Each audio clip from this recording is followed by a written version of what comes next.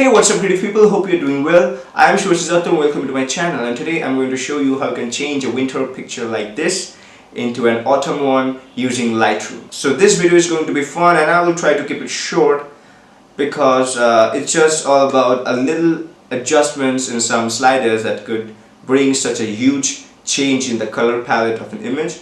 So without further ado, let's get started. So we will be working with this image. Alright, so already we are into the develop module. So first we are going to change the temperature of this, and so I just prefer to take the color picker and look out of the image for a warm tone, and look for a neutral area like this, yeah, it's pretty good. It's warmish tone. Earlier it was like this, and now let's change the tint a little bit towards the magenta. Yes. Alright, so now let's do the basic adjustments of this image. So I think exposure is quite good. Let's bring the contrast a little bit. We will fix it after if we need it to. Now bring down the highlights because I want more details over these wavy regions. So boost up the shadows a little bit. Bring down the whites because we don't need much white over this, and bring down the blacks. Yeah, it's look good. Now clarity, you can play with it any way you like. So I think I'm just going to keep it to -9. Alright, I'm going to keep it to -7 because I don't want this wave areas or this these leaves flying in the wind to get more detailed. That would break the vibe of this image. Now let's bring the saturation just a tad and bring up the vibrance. Alright, I think the +26 it's good. Now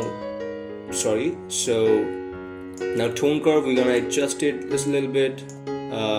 Just go for a classic S curve. It would look good, I think. Yeah. Just let me bring it down just a little bit more. Just up this, bring down the whites just a little bit. Yeah, it's good, and now it's looking something. So you see how much difference this tone curve caused. Now let's come down to camera calibration, and this is where the real fun will begin. So first we're gonna change the slider of the blue primary, and let's see what's gonna happen. So bring it down and see how the color just got changed by a simple adjustment.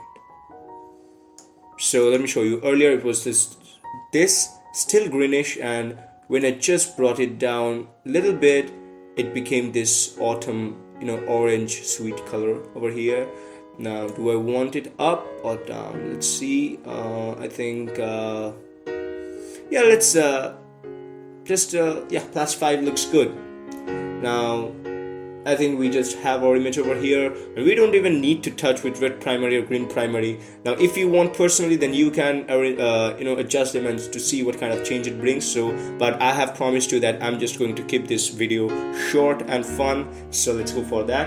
Now let's go up, and I'm just going to adjust this HSL colors a little bit. So hue of orange, don't make it look unrealistic. Alright, just keep it simple.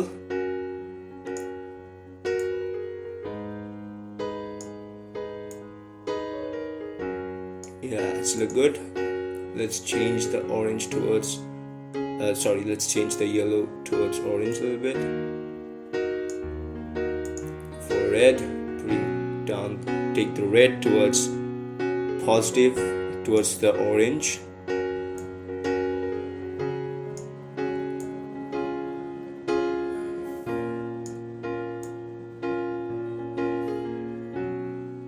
The red is affecting this area, this rocky region, so I just need them to be a little less saturated so that this area pops. So let's go to green and see what kind. So So basically, if you can see properly, then this water region have that little green area over there. I don't know if it's green or aqua, so we're gonna figure it out together, and if possible we are just going to increase the saturation of that area.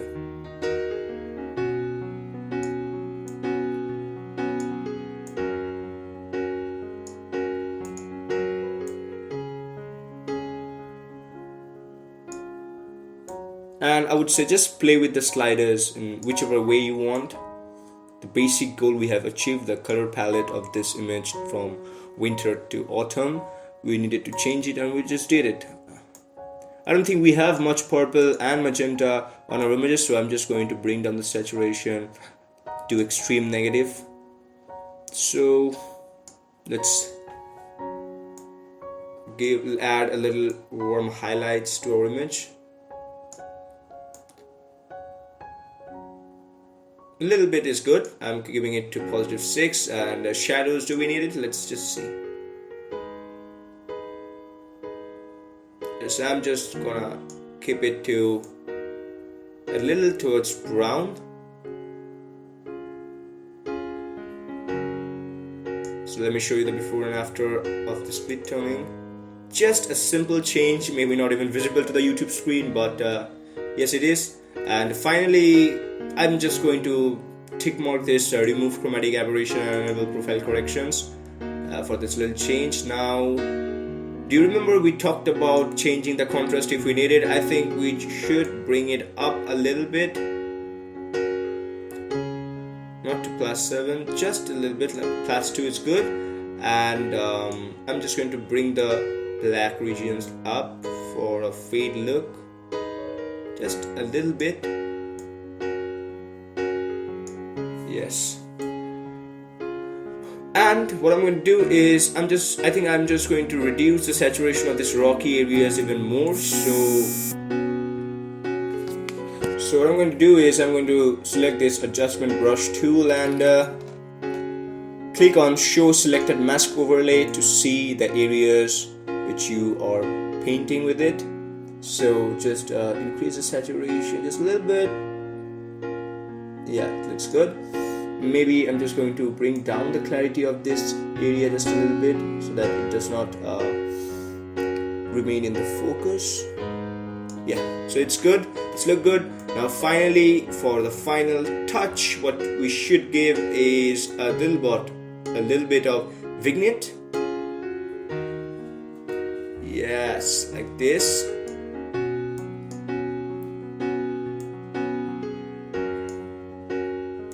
So let me show you the before and after of this image. So this is before, this is after, before and after.